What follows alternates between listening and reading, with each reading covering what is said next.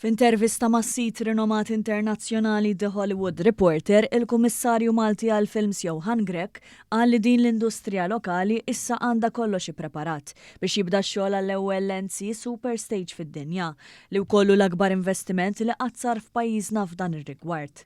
Grech spjega li l-proġett issa għandu l-approvazzjoni tal-Gvern u la darba jinbena se jkun qed jitħaddem taħt konċessjoni ta' 65 sena. Il-faċilità l-ġdida se tinkludi soundstage modern, tank tal-ilma daqs ground tal-futbol, uffiċini tal-produzzjoni u workshops mħażen bil li Malta tkun tista' tospita aktar films ta' baġit għoli ta' Hollywood u sensiliet televiżivi internazzjonali.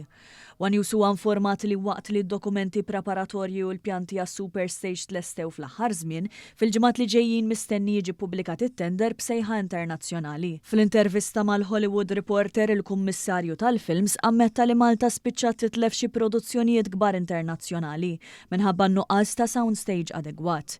Semma bħala eżempju il-films Jurassic World Dominion u Jurassic World Rebirth u qal li kieku kien jeżisti dan il-proġett dawn il-produzzjonijiet b'budgets ta' miljuni kbar kienu jqattaw aktar żmien jiffilmjaw f'Malta u joħolqu iżjed impjiegi għal Maltin.